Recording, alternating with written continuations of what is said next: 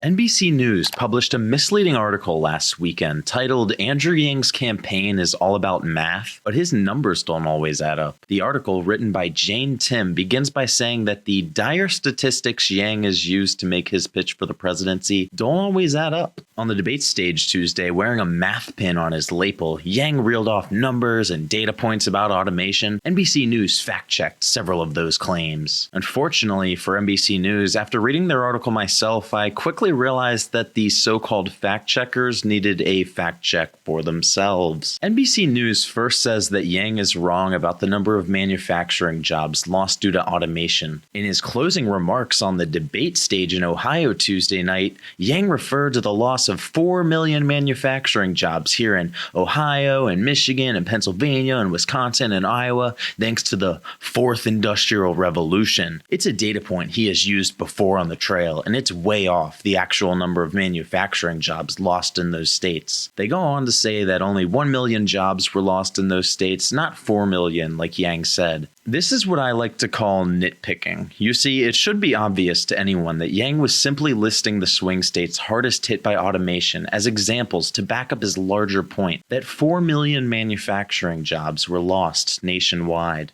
What NBC is doing here is taking his words out of context to try to give the false impression that Yang's data is wrong. But as always, Yang has the data. Your time is up. I want to give... Pressed on why he was using bad data, Yang's campaign repeatedly pointed to 9-year-old nationwide numbers, later insisting the candidate meant the entire country, not the 5 or 6 states he has listed again and again with this single data point. Nationwide, the country lost 4.9 million, not 4 million, manufacturing jobs during the same period. Does the information there hold up? You know, the guy with the math pin needs to check his math. Oh, no. This is getting under my skin because I've checked this multiple times before. We've gone through and looked at the job losses in manufacturing by state. Adds up to about a million, 1.09. The country during the period he referenced lost 5 million jobs. 4 million of them were not in 5 states. That would have been a totally different story. And he needs to get the numbers right because he's citing very specific stats that just don't add up. And you can't wear that pin without getting me to fact check you. No, you're bringing an important point. You're wearing a pin that says math. You better have your numbers straight. All right. Yesterday, Yang was given a chance to address all of these concerns, including why the correct number is in fact 4 million, not 4.9 million as NBC claims. Talking about 4 million manufacturing jobs lost in Michigan, Ohio, Pennsylvania, and Wisconsin, and you say 4 million, but data shows that in the height of the manufacturing loss, 2016, it was actually closer to 1 million, and then those nationwide numbers were 4.9 million. What do you say to criticisms that there's a discrepancy in what those stats are versus, how your sum speech plays out? So those numbers are completely consistent, where if you have 4.9 million manufacturing jobs lost, 80% of that's due to automation, which is 4 million, and the 4 million jobs were largely centered in the manufacturing hubs of Ohio, Michigan, Pennsylvania, Wisconsin, Missouri, and Iowa. Of course, there were also manufacturing jobs that were lost in Georgia and Mississippi and Alabama, so I did not suggest that the 4 million jobs were all based in the 5 or 6 swing states, but certainly a lot of the 4 million jobs were based in the states that were manufacturing is the biggest part of the economy. Another point that NBC missed here is that Yang specifically lists these states because they are the swing states Donald Trump took back in 2016 to win the election. Why did Donald Trump win Iowa by almost 10 points in 2016? Why did he win in Michigan, Ohio, Pennsylvania, Wisconsin, Missouri, all swing states that have traditionally been competitive? And the reason is this.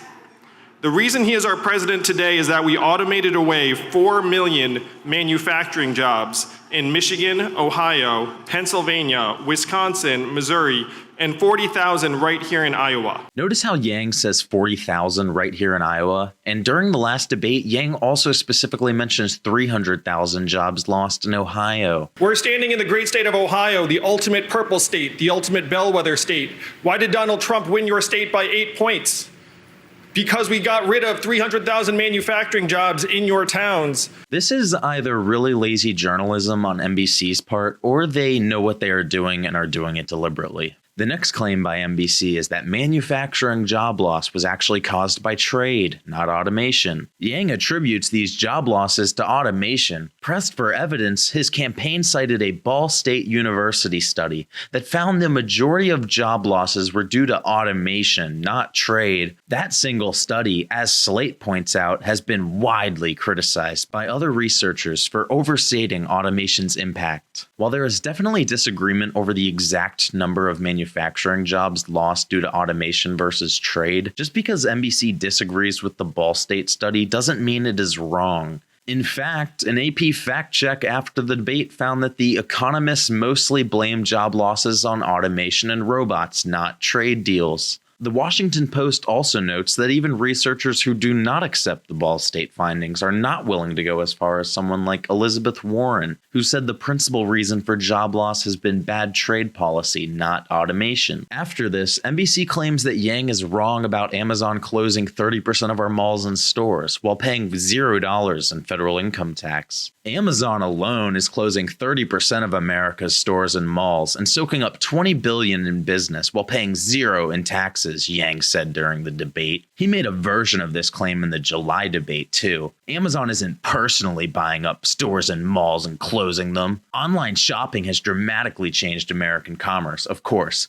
but Amazon isn't the only name in the game. The online giant had a market share of 38% this year, down 49% the year prior. They are not alone responsible for closing stores and malls, as Yang said. There are so many things wrong with this paragraph. First of all, nobody, and I mean nobody, is suggesting that Amazon is personally buying up the stores and malls just to close them. What people are saying and what the facts on the ground bear out is that as online shopping grows, stores such as Kmart, Toys R Us, Radio Shack, H.H. Gregg, and many other large retailers and small mom and pop shops go out of business. This is a simple cause and effect relationship. How NBC would think anyone actually believes or is suggesting that Amazon is literally buying up the stores and closing them is beyond me. In the same paragraph, NBC manages to incorrectly state Amazon's 2018 market share. They claim Amazon's market share was 49% in 2018. This is false. Digital Commerce 360 notes that Amazon's market share was 33.7% in 2018. So Amazon's market share has actually increased from 2018 to 2019, not decreased as claimed by NBC. It appears that NBC received their bad numbers from a 2018 mid-year estimate that projected Amazon's market share would be 49% by the end of the year. This, of course, turned out to be wrong. NBC News did not return a request for comment on their use of faulty statistics. NBC goes on, the 30% number itself is just one man's estimate. One expert told Forbes he expected that 30% of the nation's malls will close or be repurposed over the next decade, though analysts in 2017 at Credit Suisse pegged the number of coming closures lower. Neither study blames Amazon alone. However, the 30% number actually happens to be backed up by the data. CNN and USA Today both reported on the Credit Suisse study referenced by NBC and found that 25% of malls will close in the next 5 years. But Yang specifically mentioned both malls and stores at the debate. So if just 25% of our malls are closing in the next 5 years, it doesn't seem unreasonable for an additional 5% to be added to the overall figure to account for store closings. Additionally, the Forbes estimate covered the next 10 years, while the study NBC uses to try to discredit Yang only covered a period of 5 years. As we know, the impact of automation will only accelerate in the future, so it makes sense that the percentage of malls closing would only increase in years 5 to 10. The Amazon alone line is really the only thing NBC has on Yang in this entire article. Even then, it is just an over-parsing of his language. Yang's campaign later clarified to NBC that Amazon is part of the larger trend of retail stores shuttering. On taxes, NBC says Amazon's tax bill, or namely the lack of it,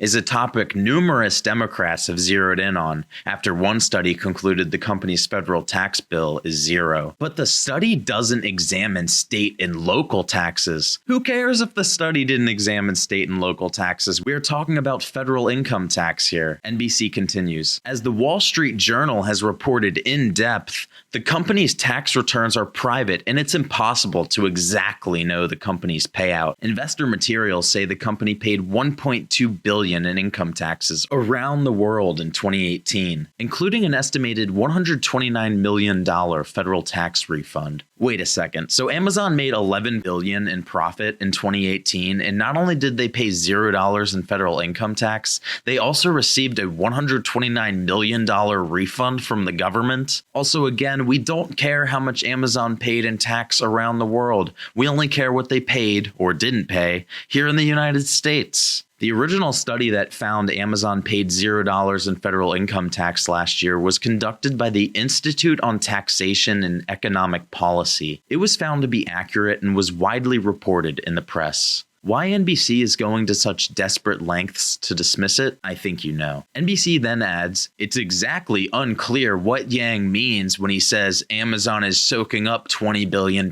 in business. The company raked in about $11 billion in profits last year and did about $233 billion in revenues. Well, NBC, if you take $208 billion, which is Amazon's growth in year-over-year revenue since 2009, and divide that over 10 years, the number comes out to $20.8 billion per year. More and more work and value is getting sucked up and soaked up by a handful of technology companies.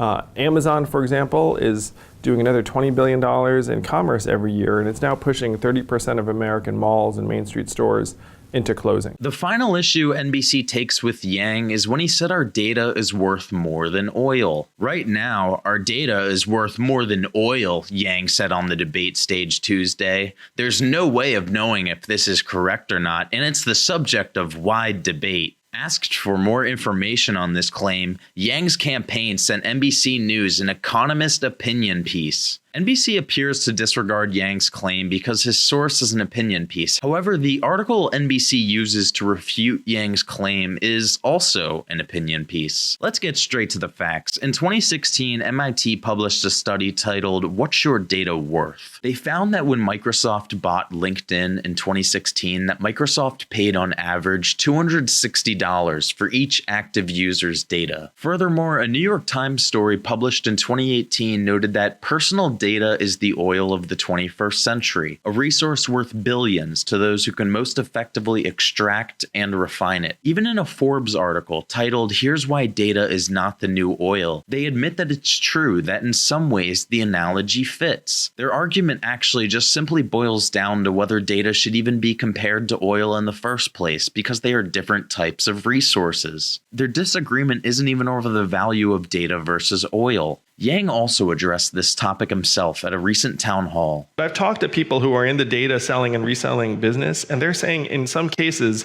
it's thousands of dollars per user. NBC concludes by saying Yang's campaign declined to comment on the use of inaccurate or misleading data. But on Friday, Yang spoke out about misinformation during a 10-hour question and answer live stream. Yang said, "It upsets me when people take aim at facts for a particular agenda. I mean, let's have a data-driven discussion. The intellectual laziness in certain quarters has been deeply disappointing." And as usual, Mr. Yang is 100% correct. Put the money in our hands. Put the money in our hands. Put the money in our hands. Can we afford it? Yes. Will it cause inflation? No. Is it awesome? Yes. Is anyone trying to make it happen? Yeah, that guy.